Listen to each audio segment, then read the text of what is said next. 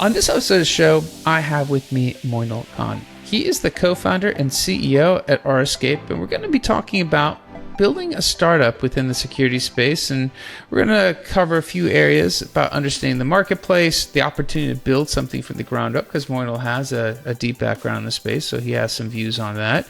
We're going to talk a little bit about the agentic component and best of breed versus all-in-one, and then a few more things if we can fit it in. But Moinul, thanks for taking the time. Thank you, Amir. Thanks for having me. I appreciate it.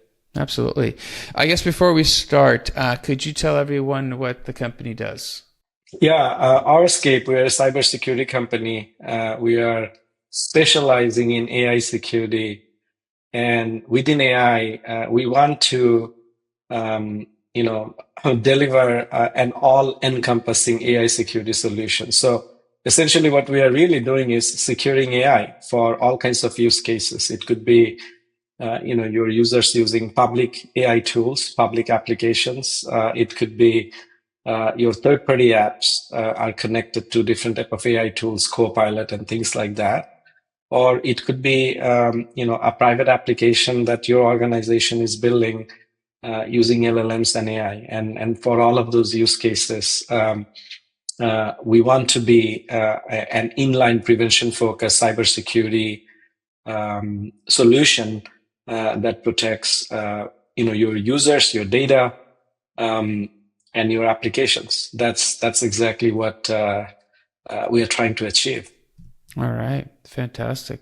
I guess when we're looking at, and I guess we'll take a step back and kind of maybe look at your background. Obviously, for anyone that's familiar, you have a great background in cybersecurity. You worked at some big vendors, big players. When you were looking to start the company, and I ask this question because it's interesting how each founder has the light bulb moment for the business. Was it for you a light bulb moment? Were you keeping track and keeping notes of things that you would do differently if it was yourself, or you just saw a gap and ran into it? What was the kind of like impetus for the company?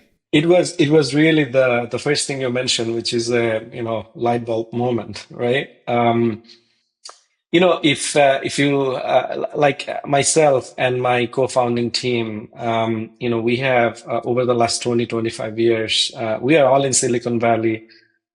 We have worked for some of the greatest cybersecurity companies, Zscaler, Palo Alto Networks, Netscope, Juniper, Mandiant, FireEye, and all these companies. And we have built some great products and that are that are keeping all these enterprise customers safe and secure. Now, for the last 25 years, what we really built, like if you look at what are the security domains that we touched, it was primarily network security, right? We have built firewall, data center firewall. We have built internet egress firewall, distributed cloud-based proxies. We have built secure service edge, SSE, DLP, CASB, and all of that stuff. But when we build all these products, the lens were always web traffic, right? HTTPS traffic. People, the internet is out there for 30 plus years. And from cybersecurity perspective, the concern was that my users are going to wild, wild west. They're using all kinds of websites, all kinds of domains and URLs. We want to make sure the threats doesn't come in, and then our sensitive data and intellectual property doesn't leak out, right? And again, if you look at the last 25, 30 years, it was web applications, it was SaaS-based services, right? What I mean really is sanctioned, unsanctioned, Office 365 and Box and Salesforce and what have you. Now, if you sort of like look at the application part of it, these are all static software application. And that's what we did for the last, like I said, 25 years. And then AI tsunami. When AI, slowly started becoming mainstream, we quickly realized that the stack that we have built in the past is not going to be good enough. Someone has to build that entire prevention-focused inline security stack from ground up. The reason I'm saying this is, as you know, the AI tools, they're very different than traditional software application. They're dynamic. They're very dynamic. They're learning. They're adopting. They're evolving at real times. A single AI tool, it has many different intentions, right? Like 2 years ago, when ChatGPT came in, and for the last 2 years, everybody thinks that ChatGPT is a chatbot. You ask questions, it gives you answers back. But a month ago, ChatGPT released Codex. Now, all of a sudden, ChatGPT is a software development tool, right? And and what we noticed is that these AI tools, when you look at the backend technology that they're using, they are not just using HTTPS, which is standard secure web protocol, right? Depending on the application, depending on the nature of the application, they can use whatever they want, right? A high frequency chat messages. If you are building a chatbot that are consuming high frequency chat messages, WebSocket is the right protocol for it, not HTTPS. If you are doing a file upload, then HTTPS actually makes sense. If you are building an application that is streaming voice and video, then you need to use quick protocol, right? If you are using Cursor is using protobuf, right? So the standard HTTPS based proxy, the cloud-based security product that we have built, it's no longer good enough. And this is not about building new features and services. If you really want to secure AI, then you have to build your entire stack from the ground up. If you try to patch what you have built in the last 20, 25 years, you will fail. And that was really the light bulb, the aha moment. And we said, someone has to do it. And, it has to be us because we do have that 20, 25 years of experience building distributed proxy, distributed SSE. And, it was a great challenge and we signed up for it. And so far, things have been really good, really great. Absolutely.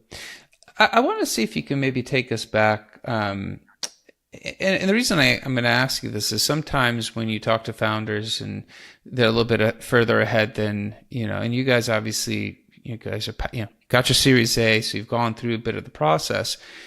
If you were to go back to, a few years to when there was a seed stage or whenever your first, round of funding hit, when you went to market, and obviously you come into this with a different background as well, right? So obviously you have a deep background in security, which obviously must help. But when you were going to, for that initial round of funding, and you were talking to the VCs, you're positioning the business, and obviously I know you have to kind of use some of your recollection here, but how much of your vision has changed since that original pitch to now? Because obviously this is a fast-paced, fast-moving market as well. But I was just kind of curious, what has anything changed, if anything?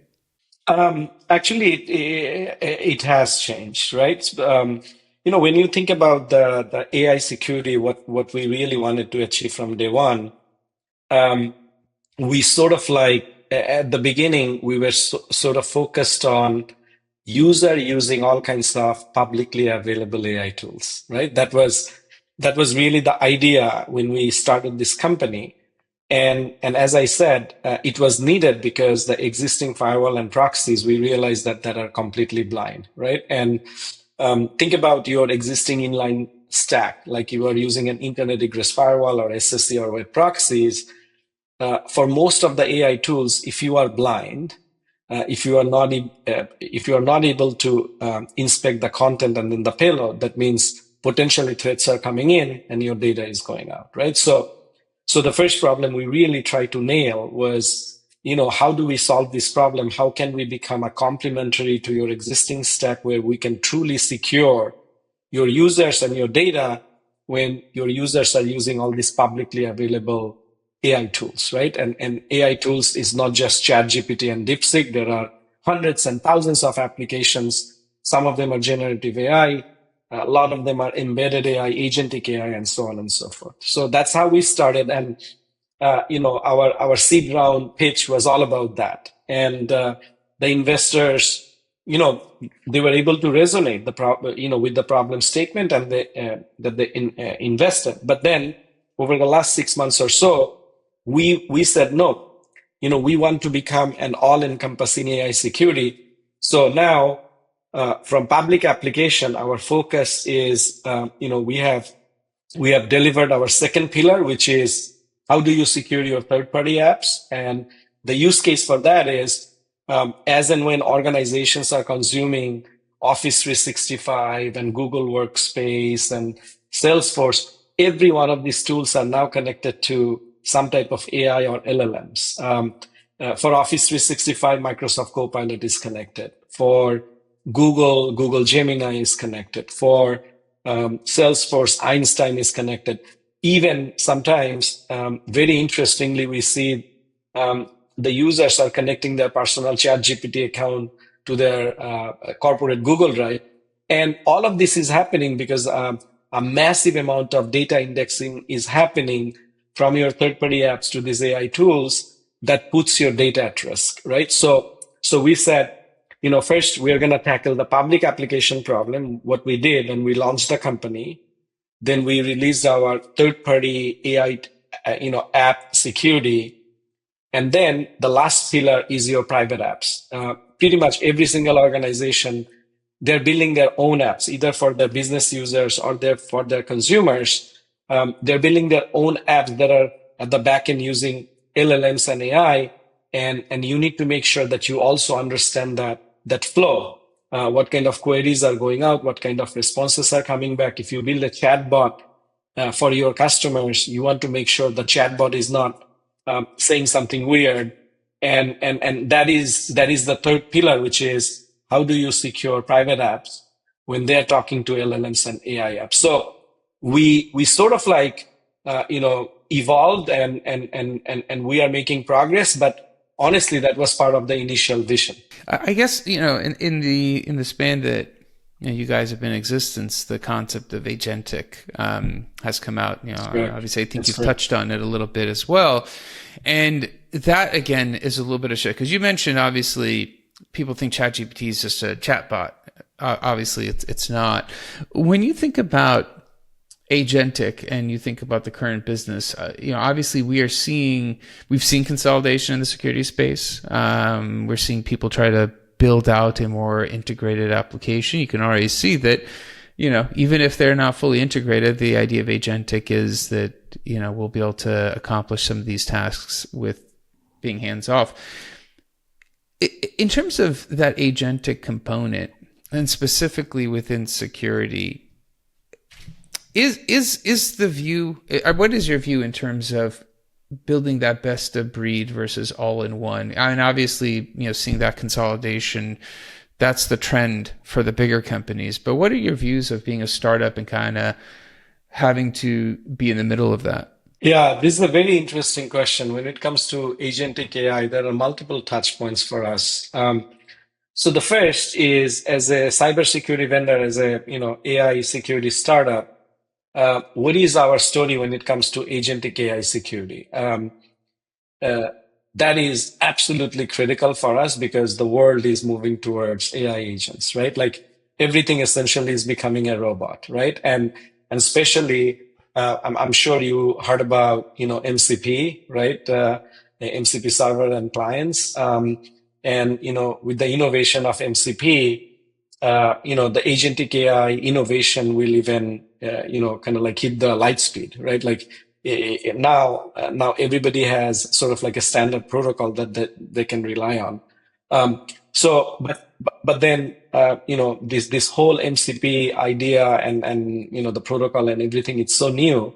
There is a lot of security that needs to be built, right? So again, this is definitely one of the core areas of our AI security. It's not going to be just Gen AI and embedded AI, but the agentic AI security, which is definitely something that we are addressing. Now, at the same time, as a startup company, we are going to be consuming a lot of AI agents as well. In fact, we are actually doing it. We ourselves, we have built our own AI agents for the development process, and we actually filed 14 patents. There are a lot of development, software development today you can do if you build your AI agents. And that's exactly what we did. Like one of the components that we have built, we call it, that's our omnichannel data plane. We call it Neuroplane. What it does is it automates the entire application security development process. As and when a new AI tool is coming to the market, our robot automatically crawls through the internet, finds this new application, puts this application in a sandbox. The robot is sort of like monitoring what kind of AI interactions this application has. And based on those interactions, we build deep decoders, conversation capturing, and all of that. So we are using AI teammates for our development process, right? So again, the whole idea of the AI agent, it's very interesting, but it's pervasive. We are going to consume that, but at the same time, we will build security for AI agents. That's really where we are. Interesting. I guess, and that, I mean, that certainly that makes sense. And as you're building your product, I guess as the CEO, is your thought, obviously you want to build the best product, but is there sometimes creeps into your mind with all the consolidation that happens that there might be a point at which somebody knocks on the door and you don't get to fulfill the full vision and you have to make that decision? I mean, I'm sure you don't need to tell us the secret sauce, but with that consolidation, with how dynamic things have been in the security space, does that creep into your mind sometimes?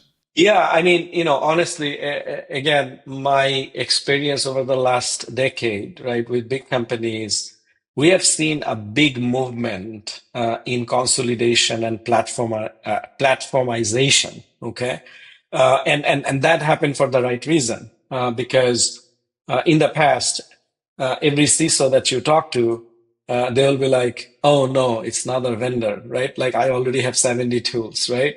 I don't want to do that anymore, right? And this is not just the CISO, their pain points, but even like the market created a tremendous pressure. Like if you look at this whole consolidation of SSE, what is SSE? Web proxy, remote access VPN, DLP, CASB, SD-WAN, they all came together, right? So every organization prioritized the consolidation, especially in the security world. But what is interesting is if you look at the last 5 years, after deploying all these great platforms in the world, your security breaches have increased 300% year over year. All right. And everybody thought that, we are just going to follow 80-20 rule. If we are good 80% of the time, then it's great. All the vendors pitch 80-20 rule. But what did you solve? Like I said, your data breaches, your security breaches has increased 300% year over year for the last 5-6 years. And now I'm actually seeing a different movement. As I speak to many CISOs, many security professionals in the industry, they're like, maybe it's time to look at some best of breed as well, right? And especially in our space, the AI is so new.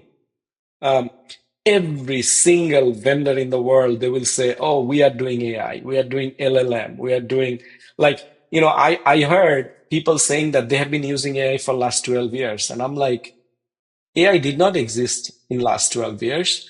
The first version of AI was 2022 that used to call ML, not AI. Okay. So again, people are slowly realizing, the security players, the CISOs and senior security leaders, they're realizing that perhaps when it comes to AI security, this is such a new space. Actually, they're very welcoming of looking at us and other AI security startup, because they know that this is going to be our concentration. There's going to be a lot of innovation happening. We don't have pressure.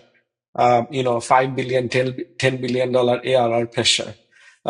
So we will constantly innovate, and we will innovate faster than big companies, and that's really our sort of like this optimistic view in the market. And and then we will build something that is very differentiated. And we already did that.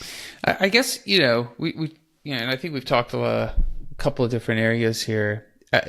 If you could go back, not that you can, but if you could, obviously you've seen some of the dynamics of the market. You've seen where the trend is heading in the last, two-ish years.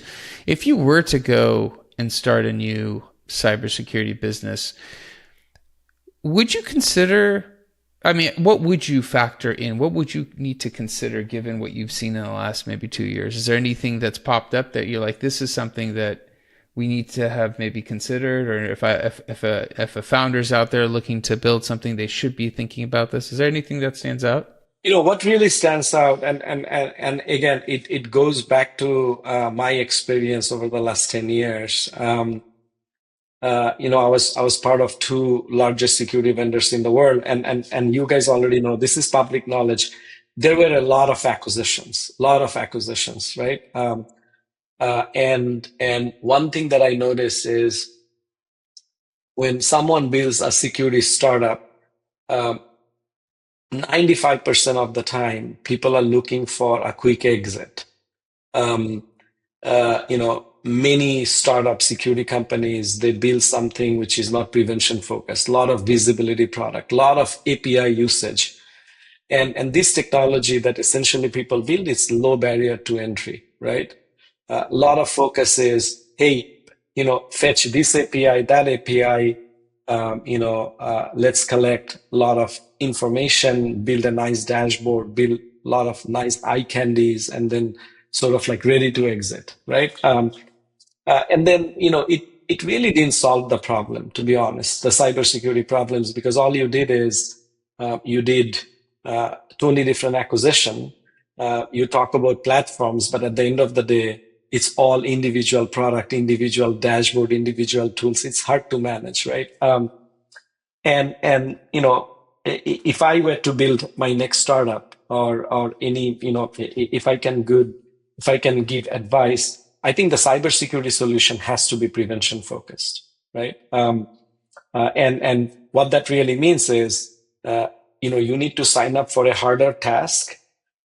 You have to work hard at the beginning, but once you come out, then you truly build a cybersecurity solution that really solves customers' problem, not just an API connection here and there, visibility and taking actions after the fact, right? So again, this is my personal opinion. If I need to sign up for something, it has to be prevention focused, sort of like, inline type of technology, that really solves customer problems.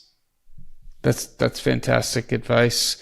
Moinul, I want to thank you for taking the time to join us and share your experience. Obviously, you're within the growth phase, so excited to see what you guys do. But if somebody does want to connect with you, what's a good way of doing that if they have a follow-up question or want to ask you something? The best way to look for Aurascape is my email address, mkhan@aurascape.com. Anybody can send me an email. I will get back to them. But, the obvious channels, please come to our website, aurascape.com, and aurascape.ai. If you need a demo, just let us know, sign up for a demo. We have tons of webinars coming up from our marketing team. We're going to be at Black Hat. We have our booth. So if you are coming to Las Vegas during Black Hat, please ping me. Schedule a session. We would love to do a deeper dive demo. Absolutely. Again, thanks for being on. Thanks for taking the time. I really do appreciate it. Thank you, Amir. We really appreciate you taking the time, and it was a great session. Loved it. Absolutely.